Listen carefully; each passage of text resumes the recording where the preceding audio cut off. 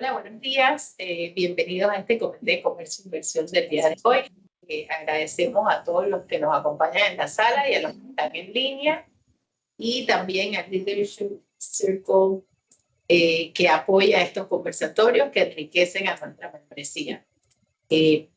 Hoy este es un comité conjunto de legislación, impuestos y comercio e inversión, porque si bien es un tema que tiene un componente fiscal sólido, también es un tema que hoy en día impacta directamente a las empresas en términos comerciales y sobre todo inversión, que es lo que nos trae a la mesa. Nos acompaña Jorge Luis Real, vicepresidente ejecutivo legal y secretario corporativo de Bladex, miembro de la Junta Directiva del Instituto Corporativo y del ICC Panamá. También nos acompaña Marlene Chalup, Senior Manager en Deloitte Panamá, con especialidad en tributación internacional. Gracias, Jorge Luis, gracias, Madre, por acompañarnos hoy. Gracias por la invitación. Con un tema que es sobre fiscalidad y gobierno corporativo, dos caras de la misma moneda. Y el título me llamó la atención. ¿Cómo así dos caras de la misma moneda? ¿Qué tiene que ver tributación con gobierno corporativo? Bueno, sí, creo que el tema es bastante interesante porque mezcla dos aspectos que al final son transversales y que son críticos, pienso yo, que para todas las empresas y sobre todo igual para el grupo nacional, ¿no? El mundo fiscal o el mundo tributario ha cambiado. Anteriormente estaba exclusivamente desarrollado y llevado por contadores desde una perspectiva técnica, numérica, y ha abierto espacio a que también se involucren a lo mejor los abogados, justamente por una necesidad pues, de asesoría, de decisiones un poco más estratégicas, y creo que entonces justamente eso se refleja un poco en el título del conversatorio que vamos a tener hoy, de cómo las empresas deben analizar estos dos temas porque son al final transversales, ¿no? En muchos casos inclusive se está viendo. Hay legislaciones donde el asesor debe a lo mejor divulgar cuando una planificación fiscal es agresiva, o legislaciones donde se responsabiliza también a los directores, los accionistas, los gerentes, por esas actuaciones que en principio deberían ser de una persona jurídica, más una tendencia de ese levantamiento del velo corporativo. Entonces, en definitiva, al final lo que debe ocurrir es que los temas de estrategia fiscal deben formar parte de esa agenda, de esas mesas importantes donde se toman esas decisiones estratégicas. Yo creo que lo que se me es muy cierto y más vigente que nunca. Creo que lo más importante acá es resaltar también qué es el gobierno corporativo. Estamos ante una serie de un conjunto de elementos que conforman la vida de las empresas. Cómo se toman las decisiones, cómo se ejecutan las decisiones que son tomadas y la manera en que esas decisiones también pueden repercutir en la empresa y las medidas que las empresas tienen entonces para lidiar con las consecuencias. Entonces, es todo este conjunto que llámese manuales, políticas, procedimientos, pero todo empieza desde la cabeza, que es el órgano directorio, que toma las decisiones basado en información transparente, real y veraz que le pueda proveer su administración para tomarlas de la mejor manera posible. Y las dos caras de la moneda realmente es un tema que puede ser meramente legal y que puede quedarse en el área de contabilidad, que pasa por este proceso, por todo este tamizaje de diferentes procedimientos y elevación a la Junta Directiva para que luego la Junta Directiva pueda tomar una decisión que sea consona con su visión, con su estrategia y con todo lo que ella quiere ser y mostrar hacia sus diferentes stakeholders, para que entonces estamos un mismo tema visto no solamente desde la perspectiva técnica, sino también desde la perspectiva del gobierno corporativo, que es cómo se toma esa decisión. Decisiones que deben ser óptimas, precisamente para la empresa, ¿no? Y a mí me queda siempre la duda. ¿Cuándo entendemos que una decisión fiscal deja de ser óptima y pasa a ser un riesgo que define esa junta directiva? Bueno, todo parte desde el mismo posicionamiento de un director. La junta directiva es la llamada a definir el apetito de riesgo, cómo va a encarar una u otra situación en un momento dado como empresa. No estoy hablando de la parte de la ejecución, estoy hablando ya de un marco más amplio en el que se define efectivamente ese apetito, esa tolerancia al riesgo, a cada uno de esos riesgos, y cómo nos va a encarar. Entonces, una medida que aunque sea legalmente válida, sea beneficiosa para una empresa, va a depender de lo que la empresa realmente quiere proyectar y ser. Y también de qué tipo de empresa es. Si se trata de una multinacional que tiene estándares corporativos o tiene regulaciones en sus países de origen, puede que una medida que sea legal en Panamá para ellos sea problemática. Entonces, todos esos temas bajan desde un directorio hacia las diferentes brazos de la administración para que sean ejecutados pensando en esa visión global o empresarial que quiere proyectarse. Sí, para mí yo creo que es un tema a lo mejor del día a día. Todo el mundo a lo mejor quiere pagar menos impuestos, y partimos a lo mejor del principio en el que sí hay que pagar impuestos, de eso es una realidad y es un hecho, pero también está el principio de que nadie está obligado a hacer el que más pague impuestos, va a pagar todos los impuestos, va a regirse, va a perder más gravoso, ¿no? Siempre está ese punto medio de menciona lograr una eficiencia o lograr una optimización fiscal, y eso hasta la fecha sigue siendo viable, sigue siendo aceptable y permitido. Sin embargo, sí ha cambiado ese estándar, ¿no? Hasta donde sí es aceptable y puede ser potable o se puede sugerir y tiene esa razonabilidad. Entonces, para mí específicamente una estrategia o un diseño o planificación fiscal deja de tener esos componentes para entrar en un riesgo cuando no hay una razón comercial u operativa que la sustente. Por lo general, los incentivos o los beneficios fiscales están diseñados para promover, incentivar algún tipo de actividad o industria en particular, y partiendo de ahí está el hecho de que esa actividad debe existir. O sea, no puedes estar creando entidades o personas jurídicas o contratos o modelos de negocio si no hay algo o una actividad real que lo sustente. Esa frase de que a lo mejor el papel lo aguanta todo o porque está en el contrato quiere decir que eso es así, no. Al final eso debe estar debidamente reflejado en tu realidad, ¿no? No tener simplemente un vehículo jurídico en una jurisdicción donde no tienes nada o no hay ninguna otra razón para tenerlo más que el simple aprovechamiento de un incentivo fiscal. A nivel ahí de los estándares internacionales se ha desarrollado ese concepto del propósito. ¿Cuál es el propósito principal por el cual tú diseñas un modelo de negocio o por el cual tú estableces operaciones en una u otra jurisdicción? Y parten del hecho de que tu propósito principal no debe ser únicamente aprovecharte de un incentivo fiscal o de un beneficio fiscal o de una tarifa fiscal reducida, sino que lo debes ver como esa imagen completa y que desde una perspectiva de negocio tenga sentido de manera integral. Entonces, allá hay varias aristas, no es únicamente la eficiencia fiscal, sino que operativamente debe tener sentido desde una perspectiva económica, laboral, legal.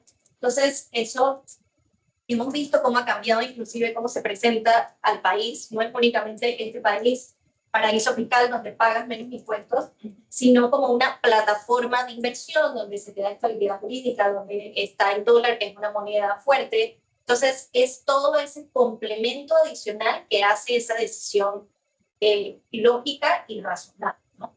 Inclusive, hace poco tuve un caso donde se estaba analizando o ese análisis comparado para determinar si una inversión se hacía en Panamá o en otra jurisdicción, y después del análisis resultó que Panamá era la jurisdicción más óptima para hacer esa inversión, pero a los stakeholders, bueno, inversionistas, ponían un poco de peros o tenían cierta presión porque esa inversión provenía de Europa y Panamá al final es un país que está incluido en la lista de jurisdicciones no cooperantes.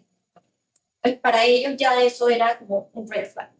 Pero en ese caso lo que consistió nuestra asesoría fue en tratar de levantar caso de defensa donde se analizaban estos otros componentes, no solamente ese ahorro, esa eficiencia fiscal, sino probar cuál ha sido el desarrollo de Panamá en relación al cumplimiento de esos estándares internacionales, la relación económica que ha tenido Panamá con la Unión Europea, la cantidad de convenios que se mantienen vigentes, estadísticas sobre la inversión extranjera directa, o sea, muchos otros componentes que ayudan a solidificar esa conclusión de que Panamá era esa jurisdicción para llevar a cabo esa inversión. Sí. Entonces, creo que ahí también lo correcto justo fue hacer eso. Está bien que a lo mejor los stakeholders tengan preguntas o tengan dudas porque estén conscientes de ciertos red flags, de que, bueno, Panamá está en esta lista, pero a su vez buscar esas respuestas, documentarlas y entonces tomar una decisión debidamente fundamentada. Y ahí es donde entra la otra cara de la moneda, el gobierno corporativo de todo esto que estás mencionando, el tema de ver, porque al final, si uno lo ve como las cosas se veían antes, realmente era muy sencillo. Todo era como un checklist, el cumplimiento técnico, es legal, no es legal, bien, lo hacemos. Siempre que yo no vaya a terminar preso, bueno, eso era suficiente.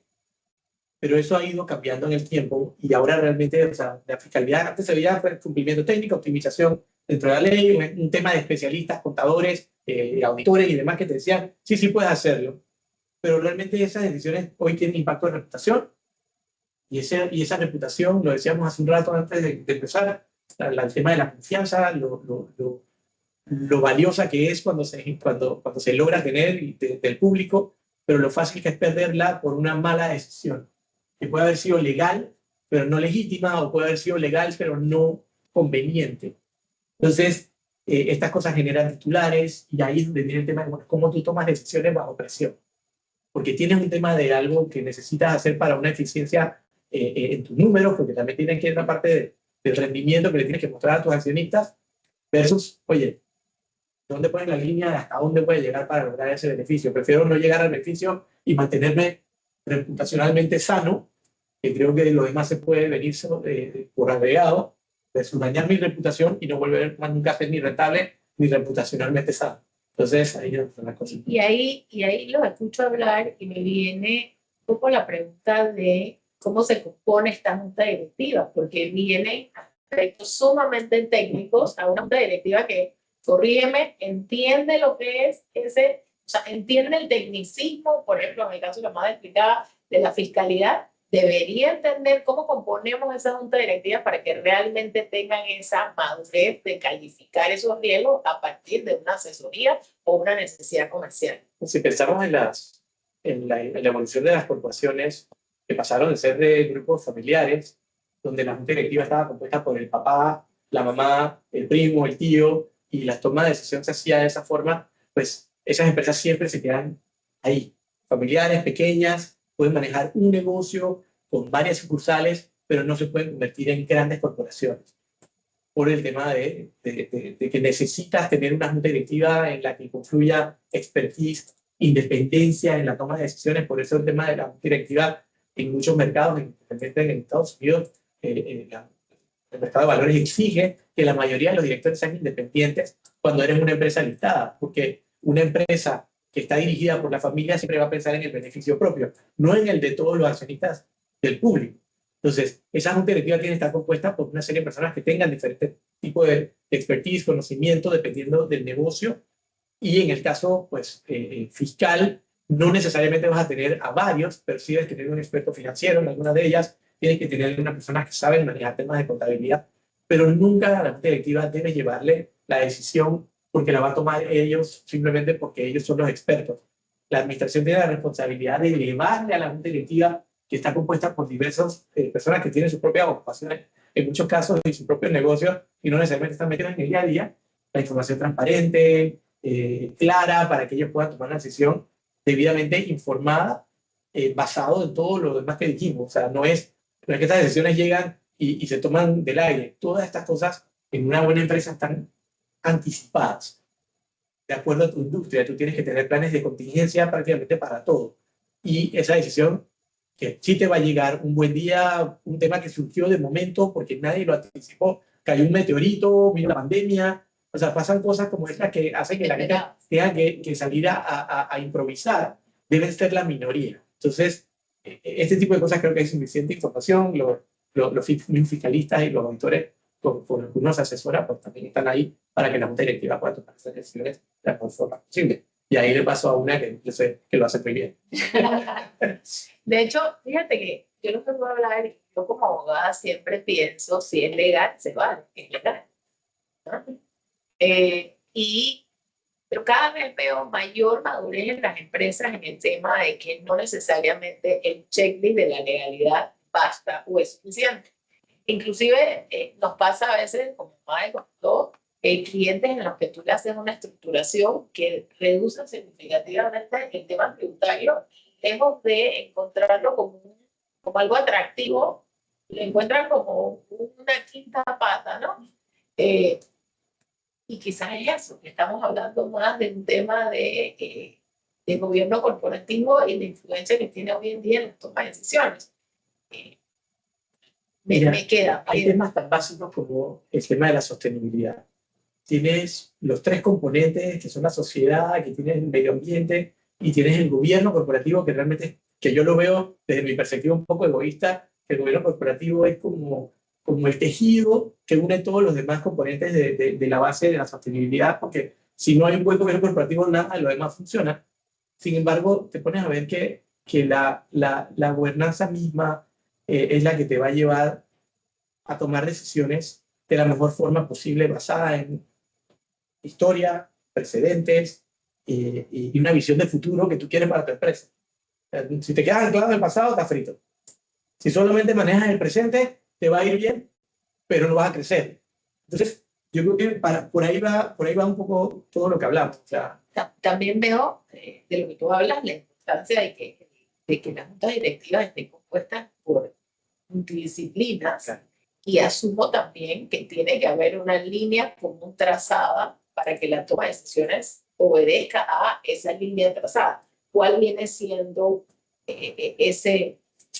cuál viene siendo esa recomendación? Porque también tiene que haber un elemento de apetito de riesgo. sí, pues, Habrá juntas directivas que tienen mayor apetito de riesgo y otras que según la entidad tienen un menor apetito de riesgo. tu propósito en la vida. De verdad. O sea, todas las empresas ahora, antes de tener misión, visión, que eso era como lo que siempre se trataba, es el propósito. ¿Qué quieres ser tú? ¿Cuál es tu meta? Y en función de esa meta, tú trabajas y tú le lanzas al mercado, mira, esto es lo que yo quiero ser. Yo hoy soy un banco así, yo dentro de 10 años voy a llegar a ser un banco así. Bueno, lo que tú haces del punto A al punto B para llegar a eso, ahí es donde te van midiendo. Estás cumpliendo con tu objetivo y tú vas construyendo tu apetito de riesgo y tu medida de gobierno lo vas construyendo con esa visión, que no significa que es monolítica, y no significa que no pueda cambiar tácticamente en el tiempo. Puedes hacer, hay cosas, hablamos de la pandemia, o sea, hay cosas que te mueven el piso y tienes que ajustar, pero la resiliencia es exactamente, te la da una junta directiva que también acompañe y esté lo suficientemente informada y lo suficientemente formada para poder actuar rápidamente, y dependiendo de tu tamaño y de tu industria, puedes tener consecuencias menos o más graves. Entonces, ahí, ¿no? Más allá de los temas de impuestos, que es uno de los elementos que está acá, o sea, tomar una mala decisión en un país equivocado, donde tú vas a hacer una cosa que es legal, pero que termina siendo una jugarreta, puedes terminar en los periódicos y creo que es mejor que te pongan preso te van a fusilar el público. Y ese escrutinio te va a matar igual que otra cosa, que igual que el daño reputacional puede ser ridículo y mortal. Yo creo que ahí también, bueno, volviendo a ese concepto de o esa mentalidad que antes existía de si es legal es suficiente o si es legal es admisible y aceptable, eso ha cambiado, ¿no? Y no nos tenemos que ir muy lejos, aunque sabemos que escándalos fiscales hay en Irlanda, en Luxemburgo, en muchos otros países, pero inclusive pues a nivel local nosotros no hace muchos años fuimos también, estuvimos en ese foco, ¿no? Por esos escándalos fiscales en Panamá, ¿no? Y justo eso abrió esa puerta de esa discusión. Ah, pero es que aquí no era un delito, pero es que aquí eso no era ilegal, pero es que aquí eso no estaba tipificado, pero es que según mi marco legal yo actué dentro de lo que yo tenía que hacer. Y lastimosamente eso no evitó todo el efecto negativo que tuvo todo este tema y que seguimos padeciendo inclusive hasta el día de hoy. Entonces creo que ya ese tema de es legal es suficiente para tú decir, bueno, es luz verde, sí, ¿no? Hay muchos otros componentes que se tienen que analizar y hacia esa vía han ido también los estándares internacionales en temas fiscales. Ahora todo es a través de una cooperación y de transparencia fiscal internacional. Ya todos los países tienen herramientas e instrumentos para compartir información. Ya la asesoría no debe estar limitada a, es que en Panamá es así, tienes que ver, bueno, hay otra parte de esa transacción que a lo mejor está en otra jurisdicción con una autoridad tributaria que a lo mejor tiene una visión o un enfoque totalmente diferente o que puede ser agresiva a cierto tipo de transacciones, y por eso las asesorías ahora deben ser mucho más integrales, más holísticas y completas, y no limitarnos a decir, el artículo 694 del Código Fiscal dice tal. O sea, tiene que verse desde una imagen mucho más completa, más integral, y creo que tanto los directores como los stakeholders deben estar conscientes para poder hacer las preguntas importantes y relevantes, y los asesores para poder dar esa asesoría que les permita a esos stakeholders tomar una decisión correcta, ¿no? Porque tomar esa decisión tú requieres tener la información o los datos necesarios para poder hacerlo. Entonces, creo que ahí tenemos un ejemplo muy claro que venimos sufriendo, padeciendo ya desde hace algunos años, y es un ejemplo claro a lo mejor de qué no hacer, o cómo esos enfoques un poco más limitados tienen consecuencias negativas. En ese caso fue a lo mejor a nivel país, aunque hubo empresas involucradas, pero cuando lo aterrizamos o lo vemos internamente en una empresa, en su gobierno corporativo y demás, los efectos pueden ser igual de catastróficos para esa empresa. Sí, es un proceso que va de madurez, ¿no? Quizás en una etapa inicial el enfoque era el checklist de qué tengo que hacer, qué tengo que cumplir. Quizás hoy evolucionamos a health check, que es lo estoy haciendo bien, esta es la manera de hacerlo, cómo lo puedo hacer mejor, quién es el mejor llamado a hacerlo, porque conversábamos antes que llegaran y que se conectaran las personas, que veíamos a veces que el plan maestro está bien hecho, pero cuando entras a la ejecución no necesariamente el equipo está lo suficientemente capacitado para ejecutar ese plan. Entonces, ahí quizás llevarlos ya a elementos o errores comunes que ustedes perciben que se dan en las empresas, si tienen alguna recomendación en cómo hacer esa madurez o esa conjugación de elementos que garantice ese escenario óptimo, que es lo que realmente se busca para el comercio y la inversión. Yo creo que el manejo de la información con transparencia y oportunidad es clave en las empresas. Una decisión tomada tardía puede ser fatal. Una decisión acelerada también lo puede ser, basada en información que no sea la más adecuada. Entonces, creo que las brechas más importantes que se encuentra uno a veces es la falta de anticipación. Yo creo que una empresa que no tiene planes para todo lo que puede ser un riesgo identificado tiene un problema ya creado e inherente porque no está anticipado. Eso lo va a llevar entonces siempre a tomar decisiones apresuradas, mal informadas. Yo creo que el asegurarse que las estructuras de gobierno estén bien armadas para subir y bajar información. Subir información y bajar decisiones, para ponerlo en ese orden. Tiene que ser un punto de foco para las empresas y todo lo demás parte.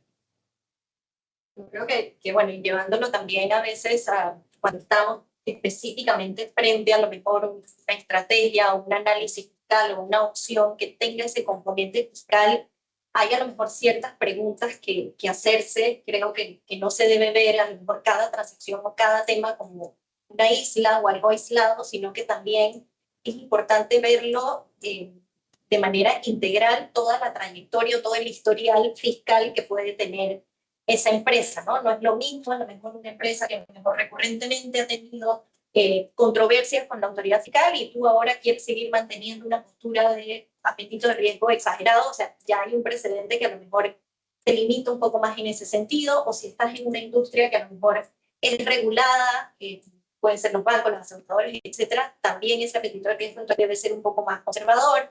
Y así en diversas industrias. O sea, no es lo mismo el que se dedica a medicamentos o alimentos, que también tiene exposure mucho más alto, al que a lo mejor se dedica a hacer clavos y tornillos. O sea, no es lo mismo. Entonces creo que ese punto de partida de conocerse a lo mejor uno mismo, su industria, qué es lo que haces, cuáles son tus objetivos, que creo que también lo mencionaba, hacia dónde quieres ir. Por ejemplo, tú no puedes ser una empresa que dice que valoras al personal y a las personas y resulta que tienes un escándalo por seguro social. O sea, eso no no es congruente.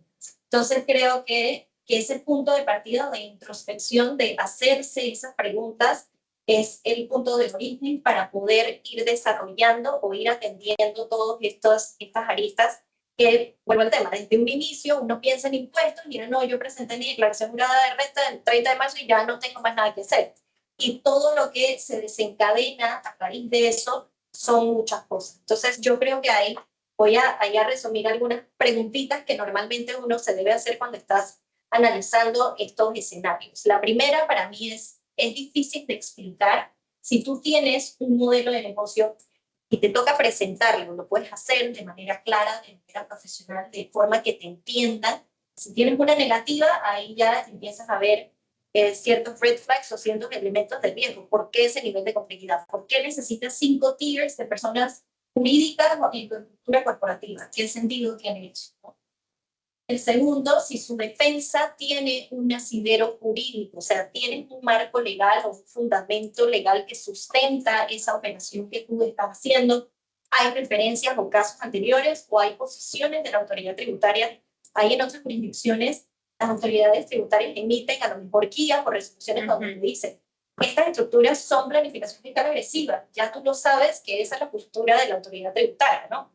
Entonces, evaluar eso, si hay precedentes, si hay fallos, donde ya te indiquen que lo que tú planeas hacer a lo mejor tiene un componente de riesgo. En muchos casos vemos que a lo mejor son pues, estructuras innovadoras, donde no necesariamente tienen ese precedente, pero también entonces tratar de mitigar ese riesgo, ¿no? Si hay esa apertura de las autoridades tributarias o reguladoras, donde tú puedas hacer una consulta para saber cuál es su interpretación o cuál es su postura frente a ese tema, e ir mitigando esos riesgos. Y la tercera para mí es si te sientes cómodo a lo mejor en publicarlo o si te sientes cómodo en que mañana eso sea un titular de una noticia, tú te sentirías a lo mejor cómodo en sustentarlo, tienes las herramientas para hacerlo. Creo que esas 3 preguntas a lo mejor claves cuando estás frente a una estrategia fiscal y decidir si es riesgosa o sigues dentro de ese paraguas de eficiencia legal y que es aceptable, creo que te ayudan a tratar de elegir esto hacia dónde debes ir y a tomar una decisión con la que te sientas un poco más cómodo. A mí siempre me decían, piensa en el peor titular. ¿Estás dispuesto a vivir con ese peor titular y crees que tu empresa va a sobrevivir? Perfecto. Si la respuesta es sí, bueno, adelante. Si no, no lo hagas. Es decir, yo lo que voy a decir, el riesgo fiscal no es solo cuánto impuesto se paga, sino cómo se explica la decisión al día siguiente. Sí, eso es súper buen término. Y ahí yo lo llevo inclusive un poquito más allá, ¿no? Por ejemplo, si el día de mañana tú vas a vender tu empresa, esa decisión que tomaste hace 2 años, ahora es una contingencia o va a afectar el valor por la cual tú vas a vender tu empresa, o sea, ya... Que suele ocurrir en procesos de diligencia generalmente y los temas que salen no necesariamente no son de conocimiento del vendedor. El vendedor está al tanto de que fue una decisión riesgosa que tomó en su momento y que 2 o 3 años después le impacta en una transacción. Te baja el valor, porque la evaluación de tu empresa se ve impactada y tienes que poner garantías por las contingencias que puedas haber generado por esa decisión. Y a lo mejor era beneficiosa en ese momento. Claro, y ahí también conjuga un poco lo que tú decías de la transparencia, pero también de tener planes de mitigación, porque lo cierto es que en ambientes comerciales muchas veces hay que asumir el riesgo. En ese momento, cuando tú ves para atrás, tú dices, ay, no debieron hacerlo, sí, pero circunstancialmente en ese momento era una decisión que había que tomar. Lo que pasa es que me quedé con eso que dijiste, Vare, creo que hay que tomarla, pero nunca soltar de la mano los planes de mitigación que pueden ir acompañados a una decisión riesgosa en un momento particular, ¿no? La historia no te va a abandonar nunca, la historia siempre va a estar ahí. O sea, por eso decía hace un rato, lo que el pasado, el presente y el futuro. Te ponen ahí en cada una. Y para mí ahí también es clave documentarlo, o sea, porque también muchos pasan los años y ¿por qué tomaste esa decisión? ¿Y cuál era el fundamento legal? Y en ese momento, ¿qué necesidad particular tenías para haber tomado esa decisión? O lo que comentábamos, si le consultaste a la autoridad tributaria, bueno, guarda esa opinión donde en ese momento esa autoridad tributaria, pues sus funcionarios te dieron el aval para tú hacer lo que estabas haciendo. Entonces, en la medida en que volvamos a tener esa metodología de qué tú te sientes cómodo o qué es lo que para ti es necesario para tomar esa decisión, y documentarlo te va a ayudar a largo plazo a no enfrentar tan de frente. Pero si ves como el tema del gobierno corporativo en algo como lo que acabas de decir es clave. Si todos tratamos nuestra empresa como mía, y este puesto es mío, y yo estoy el que estoy aquí, estoy tomando las decisiones ahora, y no pienso que yo me puedo morir, y no pienso que ya me pueden despedir, o no pienso que yo cometo un error y me tengo que ir. Pero si yo no dejo documentado lo que se decidió en ese momento, y yo fui el que estuve a cargo de ese tema, cuando venga mi sucesor, se va a encontrar con que no tiene idea de por qué se hizo. Entonces, si no entiendes el pasado, no vas a poder manejar el presente y tu futuro está completamente perdido. Sí. Entonces, por eso, el gobierno corporativo te da la tranquilidad de que hay continuidad. Tú puedes tener una estructura en la que la información fluye y que deja la evidencia y es transparente, lo suficientemente entendible para que no importa quién se siente en el puesto, pueda tomar eso como si fuera un manual para armar un Lego y lo vuelva a armar. El problema es cuando ese manual se pierde y las piezas se mezclan todas con el Lego de al lado y no hay nada que pueda reconstruir la casa. Buena gobernanza, para palabra clave. ¿Sí? Si ustedes tuviesen que decir 3 mejores prácticas para ir hacia esa buena gobernanza. Para mí sería, como les mencionaba, primero es evaluar y medir cuáles son tus riesgos, o sea, con qué tú te sientes cómodo asumiendo o no, para ti qué es importante o qué no es importante, y en base a eso desarrollar tu estrategia fiscal, cómo debe ser tu política fiscal interna. Ese es el primer paso. Después, obviamente, y producto de la implementación es supervisarla y actualizarla. El hecho de que tú des una instrucción y lo comenzamos no quiere decir necesariamente que se va a cumplir. Se delegan a lo mejor tareas, pero no la responsabilidad. Entonces sigue siendo para mí parte de ese board o de esos stakeholders supervisar y que la gente sea accountable de esas instrucciones o esa política fiscal que se desarrolló, fortaleciendo un poco ese control interno que tienes en el manejo del cumplimiento fiscal, y asegurar esa transparencia, ¿no? que va un poco alineado con esa legalidad, pues, si quieren decir hasta pues, un poco de ética, que si tú te sientes cómodo en al final hacer público o compartir esas decisiones que tú estás tomando, no fomentar a lo mejor culturas permisivas dentro de las empresas. En algunos casos yo he visto, ay, no, mejor pago la multa, porque la multa a lo mejor es irrisoria en comparación con el cumplimiento fiscal que te están solicitando. Entonces, ese tipo de decisiones o de conductas a lo mejor no son las que mejor reflejan una buena gobernanza corporativa, y que son a lo mejor red flags que cuando se van acumulando generan estos inconvenientes a futuro, ¿no? Entonces, que todos a lo mejor partan de ese mismo punto en común, ese objetivo, que esté claro y que se le pueda dar esa supervisión y esa actualización continua, creo que para mí es clave. Identificación de riesgos, mitigación de riesgos y toma de decisiones informadas. Implementar, sobre todo. Y supervisar la implementación. Bueno, quería repetir la supervisión de la implementación. Sí. La supervisión de la implementación es clave. O sea, el seguimiento continuo y accountability. Creo que también tiene que haber una cultura de cumplimiento en las organizaciones, porque la ejecución muchas veces no depende de una sola persona, depende de equipo. Si ese equipo no tiene esa cultura de cumplimiento, ese entendimiento de esto que estamos hablando ahorita, a veces no le encuentran razón al porqué, y creo que en la medida que haya entendimiento y capacitación de los equipos también se logra esa. Ahí viene el tema. O sea, viene todo lo que va viene de la junta directiva. Viene definido por un propósito y un objetivo de qué quieres ser tú en el tiempo que tú te definas. Y a partir de ahí tienes que tener congruencia. Y esa congruencia tiene que permear a toda la capa, desde la persona que sirve el café hasta la persona que dirige la junta directiva. Todo el mundo tiene que tener la misma alineación estratégica. Si no... Y ahí creo que también volvemos a ver esas tendencias de cómo se va moviendo todo hacia otros objetivos.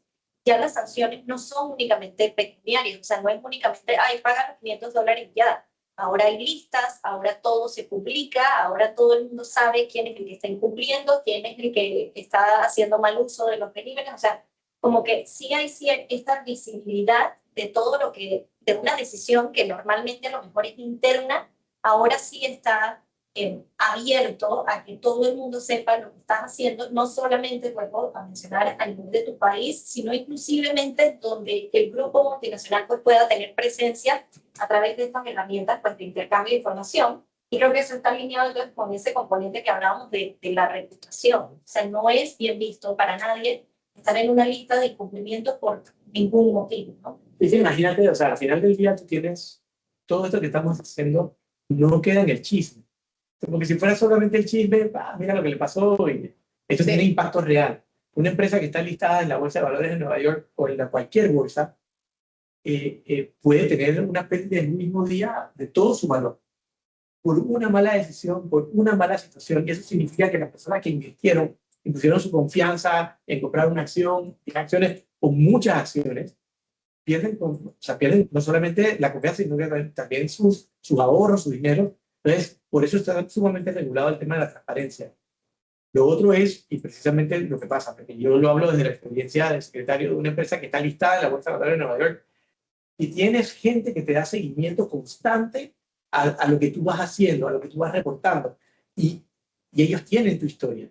Ellos saben qué tú dijiste en el primer trimestre, qué dijiste en el último trimestre, y la historia tiene que tener una congruencia, porque si tú en el primer trimestre dijiste A y resulta que hiciste Z, ya no te van a ver como una empresa seria, y esa persona que te están analizando va a emitir un informe que va a decir, accionistas, vendan sus acciones, y véndanlas ya. Y eso te genera una fuga. ¿No? Lo que pasa con un banco que tiene un problema o una noticia que sale en un momento dado que pone en duda al ahorrista de que ese banco va a quebrar y no hay nada que corra más rápido que un dólar, asustado. Y se va. Y te crea un banco puede quebrar el día. Eso no es mentira, no es relajo. Es la reputación de verdad. Por eso es que si hay un falso rumor, está penalizado. Una persona que empieza un rumor de que un banco le está yendo mal y eso crea una fuga y causa que un banco se vaya a la quiebra en perjuicio de los que tienen su dinero ahí, eso está penalizado. Y eso realmente es hasta un delito bien tipificado. Entonces, por eso la reputación es tan importante porque tiene un impacto real en la gente. No es nada más romántico. Así. Yo creo que de este conversatorio, y al principio cuando Madre y Jorge Luis me compartieron el título, yo quedé como que, oh, creo que quedó muy clara en el sentido de que es cierto, no es un mero cumplimiento, la estrategia fiscal de una empresa tiene que tener el visto bueno, una junta directiva que entienda el propósito, que sepa la hoja de ruta, pero si tuviésemos que hacer un cierre, un pitch final para convencer a alguien, adelante. No, bueno, yo creo que volver a mencionarlo, al final son decisiones estratégicas, es parte fundamental y transversal pues, de la operatividad de una empresa y por ende pues debe formar parte como, ¿no? de esa agenda, de esas mesas importantes y de esa toma de decisiones, ¿no? Y si queremos darle un poquito más de drama, creo que también es muy importante resaltar la responsabilidad que también tiene esa junta directiva frente a los temas fiscales, ¿no? Por más de que sea una persona jurídica, que es un ente aparte, independiente, y al final somos personas las que tomamos las decisiones, las que diseñamos, las que planificamos, las que ejecutamos y decidimos. Entonces, aunque haya ese velo corporativo, como se llama en el mundo legal, esa persona jurídica está respaldada por personas naturales, por individuos. Y el primer frente, pienso yo, que es ese board o esos stakeholders que están en ese día a día tomando esas decisiones. Entonces, no hay nada más eficiente para una empresa, pienso yo, que tomar una decisión. Yo te voy a compartir frases de reflexión. La fiscalidad muestra cómo gobiernas tu empresa cuando nadie te está obligando. Lo haces bien porque realmente no tienes quizás una obligación, pero lo vas a hacer bien. Eso muestra tu carácter, ¿no? La gobernanza y la fiscalidad no solo evitan riesgos, protegen valor y construyen confianza. Y el último es que la confianza es el activo más valioso de cualquier empresa y es el que más rápido se pierde. Buenísimo, con esas frases yo creo que tema de tiempo también abrimos no sé Sara si tenemos alguna pregunta por ahora no, los participantes en línea o acá las que vinieron, si no fuese el caso, agradecerles y dejar abierto la conversación en caso de que pues alguien quisiera complementar. Ahora no hay preguntas. Todos En realidad también abiertos a escuchar, a lo mejor nosotros estamos hablando aquí y alguien comparte una experiencia o alguna anécdota de algo. Un montón de Yo cuando llegué a entrar yo dije, pues se puso buena la cosa. Yo creo que un reto importante, yo creo que en el sector regulado es donde hay más reglas en cuanto al tema de gobierno corporativo. Pero ¿qué pasa en el sector empresarial? En el mundo empresarial, que es donde está la realidad de todo este tema. Porque muchos de los que son miembros de juntas directivas son empresarios.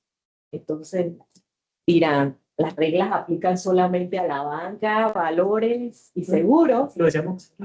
¿Y qué pasa con el sector empresarial? Que ellos dicen, esto es muy etéreo, esto es muy caro, difícil de comer. Es muy caro mantenerlo. Porque tengo que yo te voy a decir, reglas, yo soy el dueño. Yo tengo respuestas para eso. Yo tengo respuestas para eso y me encanta que hayan hecho el comentario porque yo tengo muchas respuestas para eso y varias veces que he estado en algún foro me preguntan lo mismo. Es que ustedes hablan porque realmente ustedes están obligados a hacerlo, porque si no, no estarían listados o no tendrías la licencia bancaria o no pasan las auditorías anuales. Y yo le digo a la gente, no, y tú no tomas préstamos. Tú no necesitas dinero para facilitarte la actividad empresarial y la operación. Bueno, los bancos cada vez más, no puedo decir que sean todos, pero los bancos cada vez más ven más el tema del gobierno corporativo y los temas de ética y gobernanza a la par del crediticio. Porque tú puedes tener el mejor crédito en este momento. Pero si tú no tienes un plan de sucesión armado, no tienes un plan de contingencia para un problema de clima, para tu empresa que depende de la lluvia, si tú no tienes un plan de contingencia o un plan de sucesión para reemplazar al patriarca que va a morir, porque eso es cierto. Es que ahí es donde tú le tocas el claro, y por eso la respuesta mía va hacia allá. ¿Cuál es tu relevo?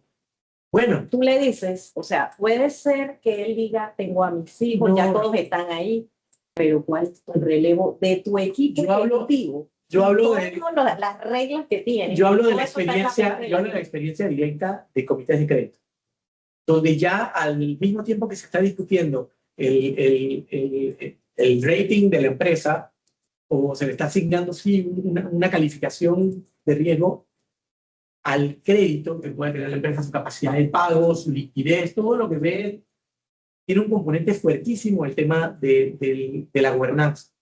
Entonces, los mayores escándalos o las peores quiebras que han sucedido en algunos países como Brasil son normalmente en negocios agrícolas, que son donde se concentra el tema de las empresas familiares. Y esos escándalos vienen porque precisamente la persona siempre va a tratar de, no, que la empresa se vaya, yo voy a proteger mi casa y mi patrimonio del colchón, y ese es el que se lleva. Entonces, los bancos quedan con créditos multimillonarios porque están lidiando con personas que no están corporatizadas. Exacto. Y eso es un riesgo adicional que los bancos ven al momento de prestar. Y el crédito que te puede ser más barato o más accesible por mayor plazo, ya se reduce a un crédito de menor plazo y a mayor tasa. Porque tu riesgo de que se muera el patriarca y que el hijo no tenga la misma actitud o la misma visión compartida, entonces, por eso digo que las juntas directivas de este tipo de empresas tienen que ir profesionalizándose y tienen que ir hacia allá y tienen que ver en eso no un costo, sino una inversión, porque si no se van a quedar sin financiamiento y entonces se van a quedar sin operación. A menos que sea un banco familiar que se preste a la empresa y que ellos mismos manejen todo hasta que se mueran todos, pero eso no existe ya. Y hablamos sobre casos prácticos también, o sea, reales. Por ejemplo, si yo quiero vender la empresa, o sea, ¿tienes contingencias fiscales o no que te vayan a afectar el día de mañana esa venta o que vayan a disminuir el valor o el precio de tu empresa? si tienes en algún momento un crédito fiscal que tú quieras vender, ese crédito es real, es legítimo o no, o sea, entra en duda a la empresa solidez o esa integridad como tal de la empresa. Entonces creo que no es un elemento únicamente, como decía, a lo mejor de las reguladas, sino que debería ser una preocupación de cualquier empresa operativa, independientemente de su... Yo defiendo el comentario porque no es que no haya defensa para la venta, pero también entiendo que desde la posición del empresario, que quizás está mucho más en la etapa previa que conversábamos en el checklist de cumplimiento, ¿cómo lo llevas a transicionar hacia esa madurez al ver un beneficio? Porque de lo contrario lo reflejan un número de gasto y no de inversión, que es lo que te acabas de decir. Sí. Pero o sea, obviamente no todo el mundo puede estar equipado, no todos los negocios pueden funcionar como una gran corporación, pero tienes que tener la aspiración de serlo. Porque si no, entonces simplemente quedas con el negocio y está ajustado a tu funcionamiento. Yo pienso que tiene que haber la voluntad. También ese sería como la parte importante, voluntad. Porque todo, o sea, ver el tema de gobierno corporativo es 360 grados. Te puede golpear un tema de recursos humanos, te puede golpear el tema fiscal, te puede pegar el tema de equipo, de trabajo y todas las cosas que vienen, porque si tampoco tienes reglas y las reglas, a veces el dueño dice yo creo en mis reglas, pero lo sabe el resto del equipo, no lo sabe, entonces no saben qué van a hacer y tú tienes que plantearle el tema del análisis de riesgo, que tú le dices, ok, estos son tus riesgos más altos y que eso te puede pegar, pero lo más importante es decirle, ok, esto, hacer gobierno en tu organización te representa porque ahí es donde sí te prestan atención. Porque dicen, para el acceso a financiamiento, que tu empresa tenga gobierno, es mucho mejor a una empresa similar que no tenga gobierno, porque le da esa seguridad de que tu negocio no se va a ir a la quiebra o le vaya a pasar algo. Entonces, hay que medir todo eso en función también del aspecto reputacional. ¿Con quién estás haciendo negocios? ¿Quiénes son tus proveedores? ¿Quiénes son tus clientes? Muchas veces no. El empresario está directo, oye, vamos a hacer negocio porque eso el margen de rentabilidad no va a ayudar, pero entonces resulta que ese tipo, con quien hizo el negocio, no lo revisó bien, no lo evaluó. Le pasó de Comuda con Betty la Fea, ¿no? Bueno, se fue exactamente el caso de Comuda. Firma. Hay un comentario, una pregunta. Sí, Edgar Guzmán pregunta si existe alguna normativa para que las empresas privadas adopten el gobierno corporativo.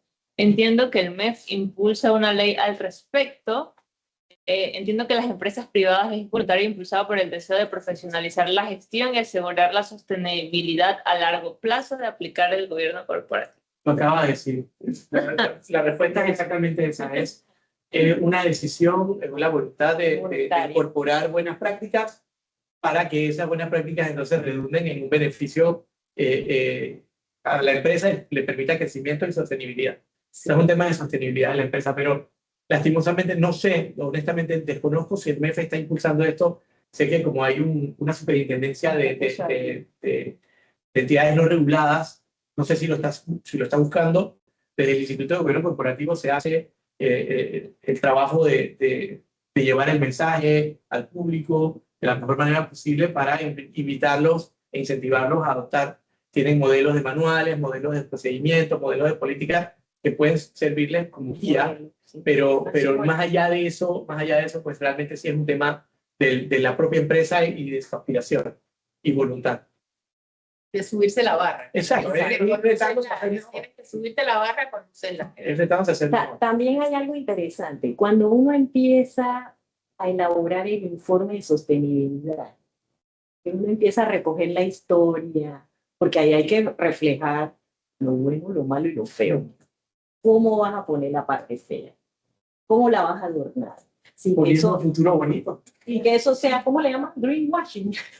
No, pero el pasado feo, si tú pintas con que mi aspiración es mejorar esto, De hecho, muchas empresas, y yo no sé si me estoy ya pasando, hay unas empresas que básicamente venden la fortaleza, no del ESG, como que yo estoy ahí. Ellos venden un camino hacia eso. Y los bancos que financian este tipo de temas también sacan provecho de eso, porque dicen, yo te voy a ayudar a ti a ser mejor. Entonces les permite al banco prestar a una tasa menor a una persona que se pone objetivos y el banco va verificando que los vaya cumpliendo. Y eso te lleva, o sea, y hablo de sostenibilidad, gobernanza, medio ambiente y social. Dependiendo de cuál es la dimensión que quiere enfocar, las empresas que financian también aportan dinero para eso a mejores tasas, pero tienen que tener objetivos claros y medibles. Exacto. Si no es regalar la plata. Ahí sí es greenwashing. Ahí sí es greenwashing. Con esto cerramos el conversatorio. Agradecemos nuevamente a todos los que nos acompañan en línea y a los que están acá presentes y los esperamos en el próximo comité de comercio e inversión y el de legislación e impuestos. Buenas tardes. Muchas gracias. Buenas tardes. Hasta luego.